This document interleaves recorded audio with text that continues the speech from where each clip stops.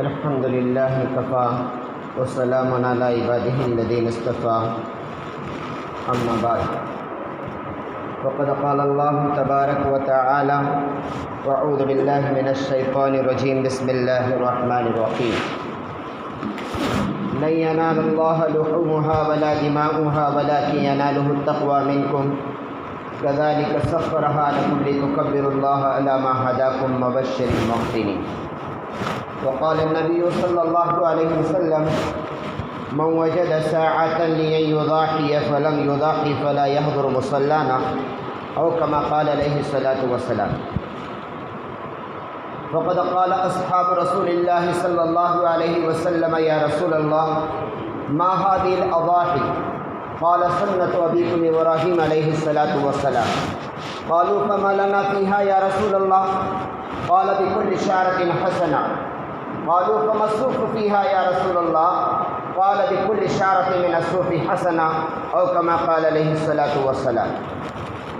بزرگوں اور دوستوں، ذی الحجہ کا آخری عشرہ چل رہا ہے اور آج 2 تاریخ ہے. انشاءاللہ سنیچر کے دن عید ہونے والی ہے. رمضان المبارک کے بعد سب سے مبارک اور متبرک اور برکت والا اور مقدس عشرہ سرکار دو عالم صلی اللہ علیہ وسلم کے احادیث مبارکہ کے مطابق وہ ذی الحجہ کے 10 دن ہیں، اور اللہ تعالیٰ نے اس کی فضیلت اور اہمیت کو بتایا. قرآن مقدس کے اندر اس عشرے کی قسم کھائی. اللہ تعالیٰ نے اس عشرے کی قرآن میں قسم کھا کر بتلایا کہ جب اس عشرے کی قسم اللہ پاک کھا رہے ہیں تو بتائیے اس عشرے کا مقام اللہ کی نظر میں کتنا اونچا ہے. رمضان کے دنوں کے بعد ذی الحجہ کے 10 دن ہیں. رمضان کی راتوں کے بعد ذی الحجہ کی 10 راتیں ہیں. رمضان کی رات اور دن کے بعد اگر کوئی مقدس رات اور دن ہے تو کون سا ہے؟ یہ 10 دن ہے ذی الحجہ کے. پہلی تاریخ سے لے کر کون سی تاریخ تک؟ 10ویں تاریخ تک، اور اس کے بعد کے 2 دن. یہ عشرے کی بڑی فضیلت ہے. اس عشرے کے اندر روزے رکھنے کا سرکار دو عالم صلی اللہ علیہ وسلم کا معمول تھا. آپ علیہ الصلوۃ والسلام نے زندگی میں کبھی عاشورے کا روزہ نہیں چھوڑا. آپ علیہ الصلوۃ والسلام نے زندگی میں کبھی یہ 9 روزے نہیں چھوڑے. 1 تاریخ سے لے کر 9 تاریخ تک رمضان کے بعد اہتمام کے ساتھ اگر سرکار دو عالم صلی اللہ علیہ وسلم روزہ رکھتے تھے تو عاشورے کا روزہ رکھتے تھے اور ذی الحجہ کے 9 روزے رکھتے تھے. اس کی راتوں میں جاگتے تھے کیونکہ اللہ کے نظر میں یہ عشرہ بہت بڑا برکت والا، بہت بڑا متبرک، بہت بڑا مقدس اور بہت بڑا ثواب کے اعتبار سے اور اسی طریقے سے عبادت کے اعتبار سے اللہ کی نظر میں اس عشرے کی فضیلت ہے. کیونکہ اسی عشرے میں حجاج کرام حج کے ارکان ادا کرتے ہیں. سال کے کسی بھی مہینے میں، کسی بھی تاریخ میں حج ادا نہیں ہوتا، اسی عشرے میں حج ہوتا ہے. اسی عشرے کی 9ویں تاریخ کو وقوف عرفہ ہوتا ہے. اسی عشرے کی 10ویں تاریخ کو قربانی ہوتی ہے. طواف زیارت ہوتا ہے، طواف وداع ہوتا ہے، طواف اسی طریقے سے قربانی اور شیطان کو کنکر مارا جاتا ہے اسی عشرے کی 10ویں تاریخ کے. اب بتائیے حج کے ارکان میں، حج کے فرائض میں اور حج کے واجبات میں، حج کے 3 فرض ہیں، حج کے 6 واجبات ہیں، یہ 9 کے اندر اکثر اسی عشرے میں ادا ہوتے ہیں. 7 تاریخ کو حجاج کرام احرام کی چادر لپیٹ لیتے ہیں، ایک چادر کی لنگی بنا کر ایک چادر اوپر اوڑھ لیتے ہیں، کفن کے 2 کپڑے اوڑھ کر 7 تاریخ کو مینا نکلتے ہیں اور اپنے بلڈنگ سے، اپنے علاقے سے، اپنے مقامات سے یہ کہتے ہوئے نکلتے ہیں لبیک اللہم لبیک لبیک لا شریک لک لبیک ان الحمد والنعمت لک والملک لا شریک لک. اس تلبیہ کو پڑھتے پڑھتے مینا جاتے ہیں. 8 تاریخ کو مینا میں رہتے ہیں. 8 تاریخ کی رات کو عرفات چلے جاتے ہیں، دن بھر عرفات میں گزارتے ہیں. وقوف عرفہ یہ حج کا سب سے بڑا فریضہ ہے. اگر کسی حاجی کے دیگر ارکان اگر چھوٹ جاتے ہیں، واجبات میں سے کوئی چھوٹ جاتا ہے، تو دم دینے سے ایک جانور ذبح دفعہ کرنے سے اس کا حج ہو جائے گا، لیکن عرفہ اگر کسی کا چھوٹا اس کا حج نہیں ہوتا۔ یہاں تک کہ سعودی کی گورنمنٹ بیمار آدمی کو جو دواخانے میں ایڈمٹ ہے، ہوش میں نہیں ہے، بے ہوش ہے، ہیلی کاپٹر میں ڈال کر اور اس کو ہیلی کاپٹر میں ڈال کر اس بے ہوش آدمی کو، بیمار آدمی کو عرفات کے میدان کا ایک چکر کاٹ کے واپس دواخانے کو لے کر جا کر ایڈمٹ کر دیتے ہیں تاکہ اس آنے والے کا حج ناگانا ہو جائے۔ اتنی بڑی اہمیت ہے۔ تو ہم کیا جانیں اس مشورے کو، عام دنوں کی طرح گزار رہے ہیں۔ دوسرا دن شروع ہو گیا ہے، کل پہلی تاریخ تھی، آج دوسری تاریخ ہے، تو ہم نے اس مشورے کو نہیں جانا۔ اور آپ کو ایک بات بتا دوں کہ 9ویں تاریخ کی فجر سے لے کر 13ویں کی عصر تک جو تکبیر پڑھی جاتی ہے، تکبیر تشریق جس کو کہتے ہیں، یہ 5 دنوں تک پڑھنا واجب ہے، پورے عشرے میں پڑھنا سنت ہے۔ ایک نئی بات آپ کو معلوم ہو رہی ہوگی، ابھی تک آپ نے سنا نہیں ہوگا، ایک تکبیر تشریق ہر فرض نماز کے بعد چلتے پھرتے اٹھتے بیٹھتے بازار میں گھر میں اپنی زبان پہ اس تکبیر کا ورد کرنا، اللہ اکبر لا الہ الا اللہ واللہ اکبر وللہ الحمد، یہ سنت ہے۔ سنت پورے 10 دن پڑھنا، اخیر کے 5 دن پڑھنا واجب ہے، نہیں پڑھیں گے تو بنے گا۔ لیکن 1 تاریخ سے لے کر 10 تاریخ تک 12 تاریخ تک مکمل پڑھنا، ہر نماز کے بعد پڑھنا، چلتے پھرتے پڑھنا، اٹھتے بیٹھتے پڑھنا، اپنے گھروں میں پڑھنا، بازاروں میں پڑھنا، اس تکبیر کو پڑھنا سنت کہا ہے علماء کرام نے اور مستحب کہا ہے علماء کرام نے۔ تو آج سے طے کرو انشاءاللہ ہمارے سب سے بڑی تسبیح ہمارے زبان پر پورا یہ عشرہ گزرنے تک یہ تکبیر تشریق رہے گی انشاءاللہ۔ آج جمعہ کے بعد سے ہم اس تکبیر کا پڑھنا شروع کریں گے، چلتے پھرتے اٹھتے بیٹھتے گھر میں، بازار میں، دکان میں، ہر نماز کے بعد، ہر نفل کے بعد، ہر سنت کے بعد ہم اس تکبیر کا اہتمام کریں گے تاکہ سرکار کی ایک سنت زندہ ہو جائے انشاءاللہ۔ تو قربانی، صحابہ کرام نے نبی علیہ السلام سے پوچھا، اللہ کے رسول سے، فقد قال صحاب رسول اللہ صلی اللہ علیہ وسلم یا رسول اللہ ما هذه الاضاحی، سرکار یہ قربانی کیا ہے؟ کس نے کہا؟ صحابہ نے کہا۔ اس کے جواب میں میرے آقا نے فرمایا، قال سنت ابیکم ابراہیم علیہ السلام، یہ قربانی تمہارے باپ حضرت ابراہیم کی سنت ہے، تمہارے باپ حضرت ابراہیم کی سنت ہے، جنہوں نے اپنے بیٹے اسماعیل کے گلے پہ چھری رکھ کر اللہ تعالیٰ کے قرب اور تقرب کا ثبوت پیش کیا تھا کہ میں اللہ تعالیٰ کی مرضی کے آگے اپنے اولاد کو، اپنے بچوں کو، اپنے بیوی کو، اپنے گھر بار کو، سب کو قربان کرنے کو تیار ہوں۔ پھر صحابہ کرام نے پوچھا، فما لنا فیہا یا رسول اللہ، اے اللہ کے رسول اس قربانی میں ہمارا کیا فائدہ ہے؟ قربانی دینے میں ہمارا کیا فائدہ ہے؟ سرکار نے فرمایا، قال بکل شارۃ حسنہ، جانور کے ہر بال کے بدلے تمہارے نام اعمال میں ایک نیکی لکھی جائے گی۔ کس نے فرمایا؟ سرکار نے فرمایا، جانور کے ہر بال کے بدلے جتنے جانور کے بدن پر بال ہوں گے اتنے نیکیاں تمہارے نام اعمال میں لکھی جائیں گی۔ صحابہ تو صحابہ تھے، وہ میرے تمہارے جیسا تو نہیں تھے، ہر دوڑ بات سن کر اور آدھی بات سن کر سمجھے یا نہ سمجھے۔ بہت سارے ہوتے ہیں کہ بیان سمجھ میں آئے یا نہ سمجھ میں آئے، بس سن لیا، بعد میں کوئی تحقیق نہیں کر لیتا کہ فلانا جملہ مولانا آپ نے کہا مجھے سمجھ میں نہیں آیا، ذرا سمجھا دیجیے۔ کبھی کسی نے آ کر پوچھا، فلانا جملہ سمجھ میں نہیں آیا، آپ سمجھا دیجئے، میرا کنفیوز دور کر دیجئے، میرا ڈاؤٹ کلیئر کر دیجئے۔ کوئی پوچھتا نہیں عالم سے، جو کہے وہ سن لیا۔ لیکن صحابہ تو صحابہ تھے۔ فرمایا، فمسوق یا رسول اللہ، آپ نے کہا کہ جانور کے ہر بال کے بدلے ایک نیکی ہے، لیکن ہمیں ایک بات کا سمجھ میں نہیں آ رہی۔ سرکار نے کہا، وہ کون سی بات؟ دمبا جو ہوتا ہے اسے بال نہیں ہوتے، اون ہوتا ہے۔ دمبا، اگر کوئی دمبا ذبح کرے گا اس کے بارے میں آپ بتا دیجئے، کلیئر کر دیجئے۔ گائے پہ بال ہوتے ہیں، بیل پہ بال ہوتے ہیں، بھینس پہ بال ہوتے ہیں، اونٹ پہ بال ہوتے ہیں، بکرے پہ بال ہوتے ہیں، بکری پہ بال ہوتے ہیں، دمبے پہ بال نہیں ہوتے، اون ہوتا ہے۔ سرکار نے فرمایا، بِكُلِّ شَارَةٍ مِّنَ الصُّوفِ حَسَنَةٌ، اون کے ہر دھاگے پر ایک نیکی لکھی جائے گی، اون کے ہر دھاگے پر ایک ایک نیکی لکھی جائے گی۔ یہ صحابہ تو صحابہ سے کلیئر کر لیا سرکار سے۔ فرماتے ہیں جو آدمی اپنے نام سے قربانی دیتا ہے، یا اپنی بیوی کے نام سے قربانی دیتا ہے، یا اپنی اولاد کے نام سے قربانی دیتا ہے، آپ کو پتہ بھی ہے کہ کس پر قربانی واجب ہے؟ جس کے پاس سونا چاندی دونوں ملا کر 1 تولہ بھی سننا ہے، اس آج کے زمانے میں آدھا تولہ سننا اگر کسی کے پاس ہے، 1 تولہ چاندی بھی کسی کے پاس ہے، قربانی اس پر بھی واجب ہے۔ کسی عورت کے پاس پیسے نہیں ہے، چاندی نہیں ہے، صرف سننا ہے، تو اس عورت پر قربانی اس وقت تک نہیں ہے جب تک کہ اس کا سننا نصاب کو نہ پہنچے۔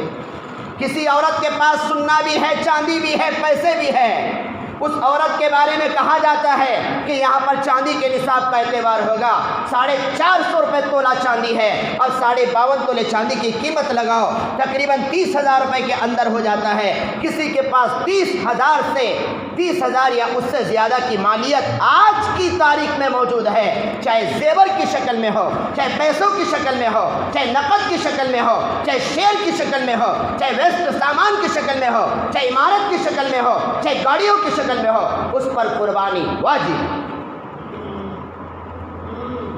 رہنے کے کپڑے، پہننے کے کپڑے، رہنے کا مکان، کھانے کا سامان، اور ان تمام چیزوں کے علاوہ گھر کے اندر ضروری سامان، ویسٹ سامان جو گھر پہ ہوتا ہے، کوئی اسی نے شوکیس میں بہت سارے سامان رکھا ہے، شوکیس کے سامان دکھانے کے لیے ہوتے ہیں لیکن استعمال کے نہیں ہوتے، اگر وہ شوکیس کے سامان کی قیمت بھی 25,000 کو پہنچ رہی ہے، قربانی اس پر بھی واجب ہے، کیونکہ شریعت کہتی ہے کھانا، روٹی، کپڑا، مکان، تمہارے ضروریات اصلیہ کے علاوہ تمہارے پاس جو بھی سامان ہوگا اس سامان کے ہونے پر اگر وہ سامان نصاب کو پہنچ رہا ہے تو قربانی واجب ہے۔ الگ الگ قربانی نہیں، سننا تمہارے پاس ہے، پیسے تمہارے پاس ہیں، ٹی وی تمہارے گھر میں ہے، شوکیس میں سامان ہے، اور تمہارے پلاٹ ہیں، مکانات ہیں، عمارتیں ہیں، گاڑیاں ہیں، سب ہے، کیا سب کی الگ الگ قربانی دیں گے؟ نہیں، ایک حصہ کافی ہے، اتنا سارا ہے اس میں سے ایک ہے تب بھی ایک ہی حصہ، اور سب ہے تو بھی ایک ہی حصہ۔ چھوٹے جانور میں ایک حصہ، بڑے جانور میں 7 حصے، گائے میں 7 حصے، بیل میں 7 حصے، اونٹ میں 7 حصے، بھینس میں 7 حصے، اور بکرا بکری دمبا میں 1 حصہ۔ بکرے کی عمر 1 سال ہونا ضروری ہے، اور گائے بیل بھینس اور کی عمر 2 سال ہونا ضروری ہے۔ اگر کوئی اونٹ کی قربانی کرتا ہے تو اس کی عمر 5 سال ہونا ضروری ہے، ہر ایک کی عمر طے ہے۔ کسی نے بکرا قربانی دیا لیکن اگر اس کی عمر 11 مہینے 28 دن کی ہے، 1 دن کم ہے، اس کی قربانی جائز نہیں ہے۔ 11 مہینے 28 دن کا بکرا ہے، قربانی دے رہا ہے، قربانی جائز نہیں۔ اور کسی نے کوئی بیل کی قربانی دیا، بچڑے کی قربانی دیا، اس کی عمر 1 سال 11 مہینے 28 دن کی ہے، پھر بھی قربانی جائز نہیں، کیونکہ بڑے جانور کی 2 سال عمر ہونا ضروری ہے۔ اس کے لیے کچھ علامتیں بتائی علماء نے، اس کے پورے دانت نکلے ہوئے ہو، جانور لنگڑا نہ ہو، ولا تجزل اجفا ولا الارجا وغیرهما مما فيها عیب و نقصان، جانور میں لنگڑا پن نہ ہو، جانور کا سنگ کٹا ہوا نہ ہو، جانور کی آنکھ اندھی نہ ہو، جانور کا کان ٹوٹا ہوا نہ ہو، کان پھٹا ہوا نہ ہو، جانور کو کوئی ایسا گہرا زخم نہ ہو جو قربانی کے لیے معنی بنتا ہو، جانور بالکل اٹھا کھٹا ہو، بالکل صحت مند ہو، اور جانور کے اندر کوئی عیب نہ ہو، خدا کے نام پہ پیش کر رہا ہے تو اچھا جانور پیش کر۔ اور پتہ ہے آپ کو جتنے وزن جانور ہوگا تمہارے نام اعمال کے ترازو میں اکے جانور کو رکھا جائے گا۔ جب نیکیاں تلنے کے لیے ترازو لگائی جائے گی، قربانی کا بکرا، قربانی کا بیل، قربانی کی بھینس، تمہارے نیکیوں کے پلڑے میں اکی لا کے رکھی جائے گی زندہ کر کے، اور اس کے وزن کے برابر نیکیاں تمہارے نام اعمال میں دی جائے گی۔ اور یہ بات یاد رکھنا، قربانی کا کوئی بدل نہیں ہے۔ جتنے لوگ ابھی تک خاموش بیٹھے ہیں، حکومت کا انتظار کر رہے ہیں کہ کوئی حکومت کی طرف سے پابندی آ جائے تو ہم بچ جائیں گے، ہرگز نہیں بچیں گے۔ ہمارا فریضہ ادا کرنا پڑے گا، ہمیں تو کسی بھی قیمت پر ہم اپنے فریضے کو ادا کر ہی رہے ہیں۔ قربانی کا کوئی بدل نہیں۔ آج تک قربانی کبھی رکی نہیں۔ ابھی آج حالات کی وجہ سے اگر کوئی قربانی روکے گا تو سمجھ لو اور مصیبتوں کو دعوت دے رہا ہے۔ یہ کورونا بیماری، یہ وبائی امراض دن بدن مسلمانوں اور دیگر احباب اس بیماری میں مبتلا ہو کر پازیٹو رزلٹ جو روزانہ بڑھتا ہوا آ رہا ہے، اس کو ختم کرنے کے لیے ہر صاحب استطاعت اللہ کے حضور میں تقرب حاصل کرنے کے لیے اللہ کے حضور میں قربانی دے گا۔ ہو سکتا ہے جانوروں کے خون کے قطرے کے گرنے کے صدقے میں اللہ ہماری جان بخشی کر دے۔ ورنہ سننے میں آ رہا ہے بیٹھے بیٹھے اس کا انتقال ہو گیا، اس کا انتقال ہو گیا، 2-4 دن کے اندر 40 لوگوں کی موت، اور روزانہ بلگام کا اکڑا تو ابھی کراس کر کے چلا گیا۔ ہاں 100 تو دور کی بات، 200 کراس کر کے چلا گیا پازیٹیو رزلٹ کے اندر، 240 تک جا رہا ہے، 219 تک جا رہا ہے، اور لوگ اتنے گھبرائے ہوئے ہیں، اتنے ڈرے ہوئے ہیں کہ بس کسی کی موت کی خبر سن کر، کسی کی پازیٹیو رزلٹ سن کر وہ پہلے اس کے اندر جو بیماری سے لڑنے کی طاقت ہونی چاہیے وہ سب ختم کر بیٹھے ہیں۔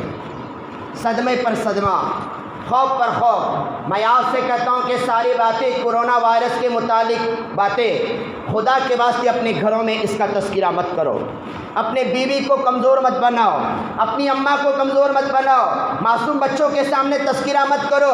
تمہیں کسی کا فون آیا تو باہر جا کے بات کرو اور اس کے تذکرے بند کرو، اتنی رپورٹ ہو گئی، یہ رپورٹ ہو گئی، وہ رپورٹ ہو گئی، سن کے ہماری عورتیں کمزور ہو گئی، دل کمزور ہو گیا۔ تعجب لگتا ہے کہ کیسی محبت، انسان کی محبت اٹیچ ہوتی ہے۔ ابھی سنا نا ہمارے بالی کندری میں حضرت مولانا یوسف صاحب کے والد کا انتقال 9:30 بجے ہوا، اور ان کی موت کی خبر ان کی بہن کو پہنچی 11:30 بجے، تو بہن برداشت نہ کر سکی، وہیں پہ انتقال ہو گیا۔ ان دونوں کی موت کی خبر جب بڑی بہن کو پہنچی، بڑی بہن برداشت نہیں کر سکی، بڑی بہن کا بھی انتقال ہو گیا۔ صرف 6 گھنٹے میں ایک گھر میں 3 جنازے۔ ظہر کے بعد مولانا یوسف صاحب جو بالی کندری مدرسے کے استاد محترم ہیں، ان کے ابا کی تدفین ہوئی، عصر کے بعد دونوں بہنوں کو باپ کے بازو میں دفنایا گیا۔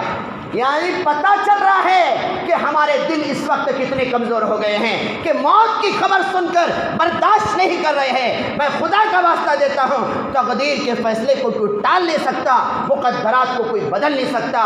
اپنے اندر طاقت پیدا کرو، ہر خبر کو سن کر برداشت کرنے کی کیپیسٹی پیدا کرو۔ اس وقت ہمیں طاقت کی ضرورت ہے، اس وقت ہمیں اپنے دل پر بوجھ ڈال کے چھوٹے سے دل کو متاثر کرنے کی ضرورت نہیں ہے۔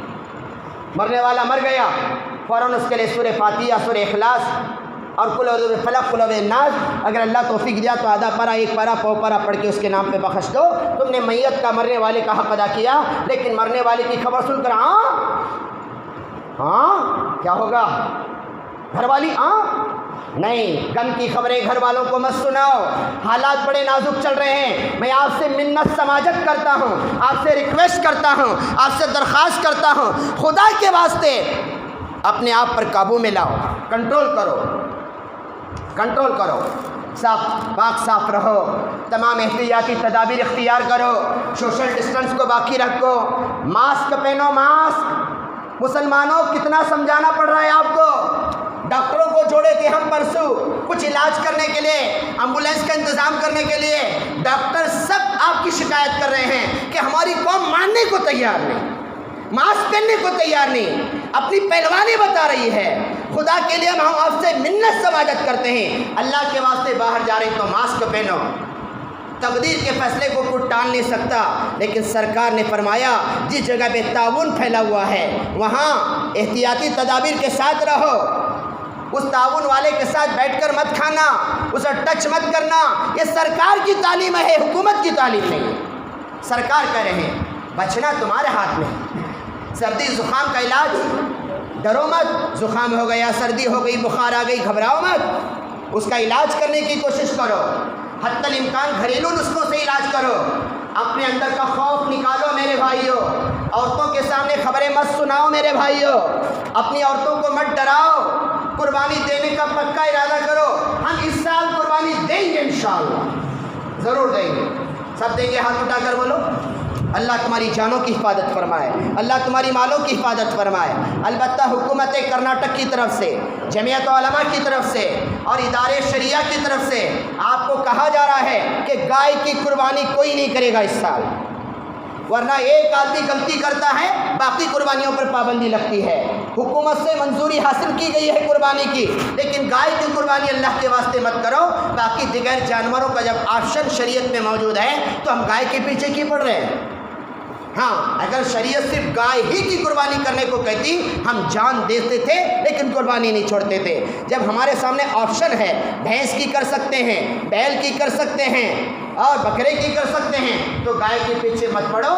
حکومت کرناٹک کی طرف سے جس چیز پر روک لگائی گئی اس جانور سے بچو۔ نمائش مت کرو، واٹس ایپ پہ اپنا بکرا مت ڈالو، دوسروں کو چیڑ مت بناؤ، جانوروں کو گلی میں مت گھماؤ، قربانی کرتے ہوئے پردہ باندھو، پاک صاف کا خیال کرو۔ یہ جمعیت کی طرف سے پرچہ آیا ہے، وہ میں پڑھ کر سناؤں گا کہ جو ضروری ہدایات اس کے اندر دی گئی ہیں وہ انشاءاللہ دعا کے بعد پڑھ کر سناؤں گا۔ ان تمام باتوں پر عمل کریں گے انشاءاللہ، اللہ ہمیں عمل کی توفیق عطا فرمائے۔ شارٹ مختصر